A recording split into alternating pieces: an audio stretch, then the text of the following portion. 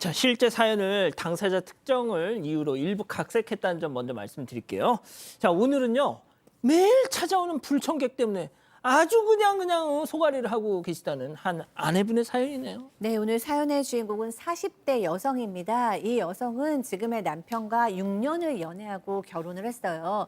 결혼 전부터 친구들하고 어울려서 참 재밌게 지냈습니다. 그런데 남편의 30년 지기와는 참 어려웠어요. 왜냐하면 결혼 전에도 그 30년 지기의 커플과 지금 이 제보자의 커플과 함께 부산으로 1박 2일 여행을 떠났어요. 그런데 그날 저녁에 술이 취한 친구 커플 광안리 해변에서 멱살을 잡고 저렇게 싸웠습니다. 고성을 지르고 싸우니까 주변 사람들이 다 구경을 할 정도예요. 간신히 말려서 숙소까지 데리고 왔는데 이번에는 새벽에 나 서울로 돌아가겠다고 막무가내도 또 화를 냈다고 합니다.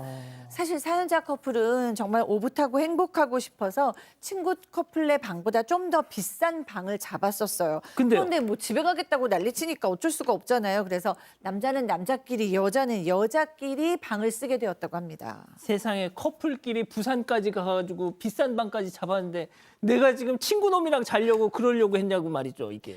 근데 여행에서 끝난 게 아니었습니다. 그 뒤에 또 지독한 인연이 계속되는데요.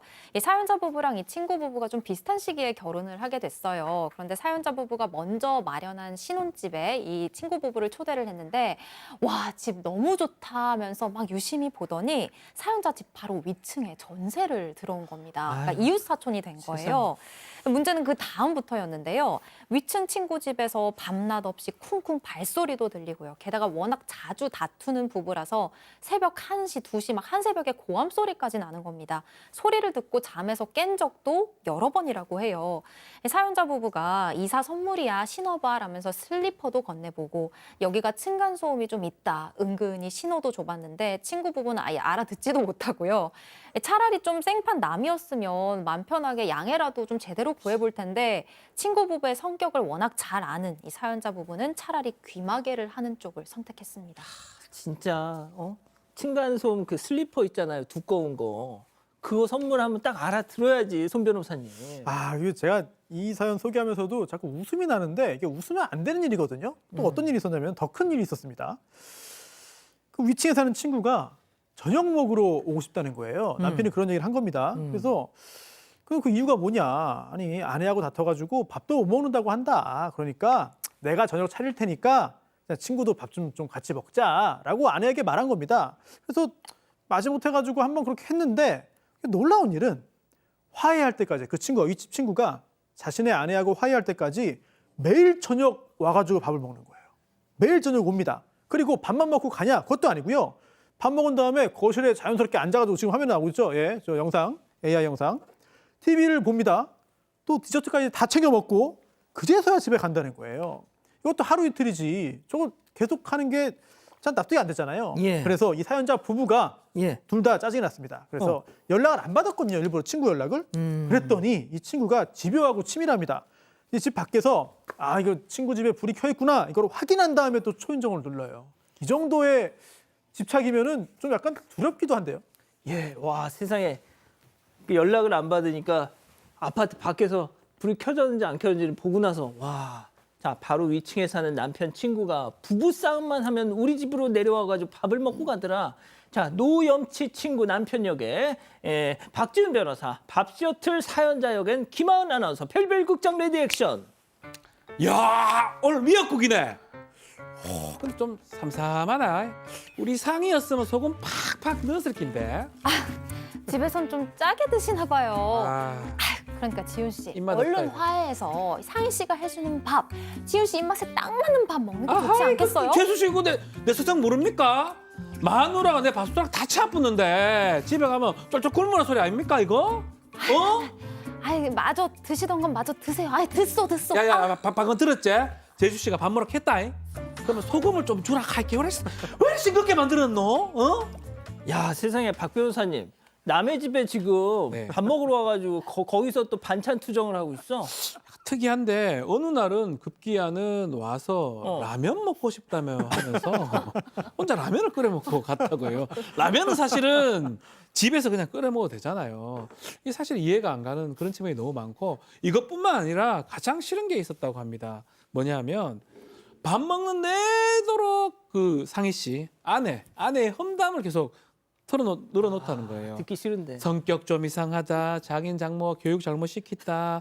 이 천하의 악처다라고 계속 얘기를 하니까 이런 거는 듣는 게 짜증 나거든요. 예. 또 그러다 보니까 이 친구 왔다 가면 부부까지 또 싸움도 하고 아. 예 그래서 더 싫었다 해요. 그 전염되기도 하거든요. 왜 자꾸 그 인간 우리 집에 부르냐고. 들여보내? 막 이러면서.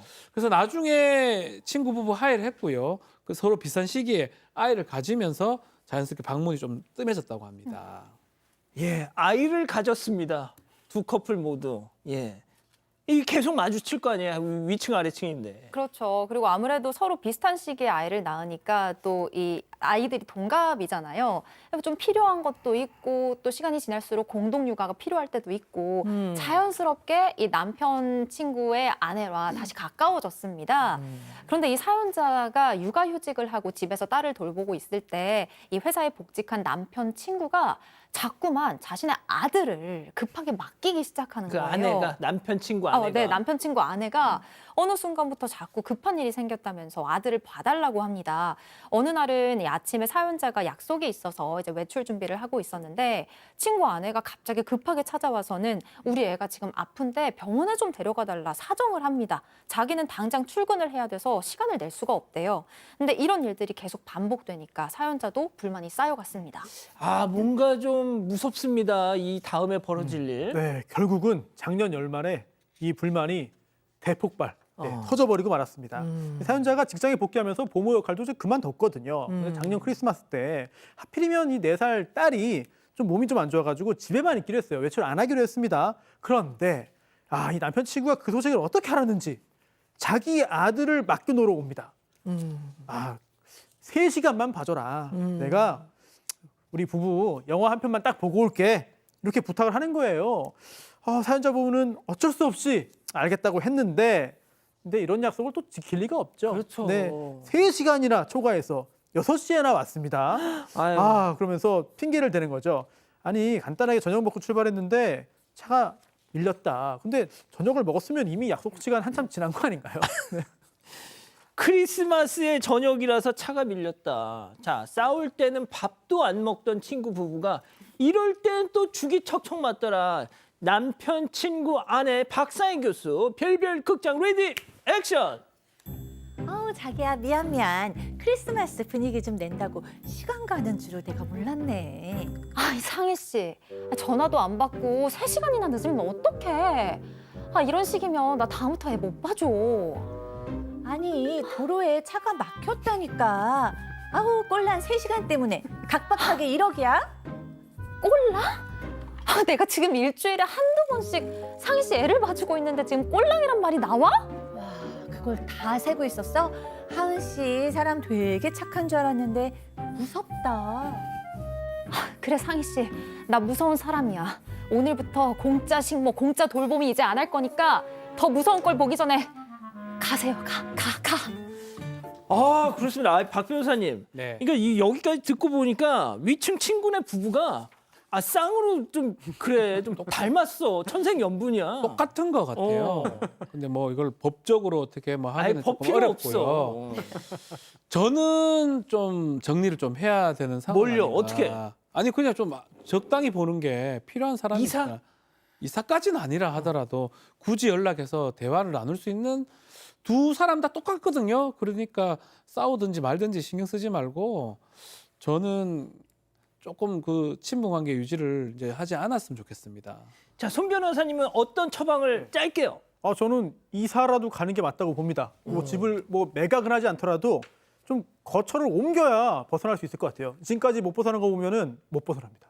교수님 정리해 주세요. 네, 상당히 무례하죠. 그리고 이제 건강한 사람들은 타인과 경계 설정을 잘 하는데 정말 두 부부가 똑같이 경계 설정을 못해서 우리 그런 말 있잖아요. 호의를 권리로 한다는 말, 딱 이제 그런 말에 어울립니다. 그런데 저는 이렇게 거리를 두는 것이 건강한 선택 같고요.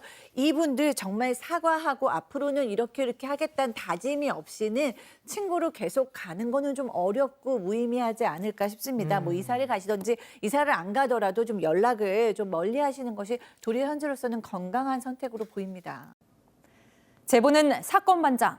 가족 여러분의 목소리를 사건 반장에 들려주세요.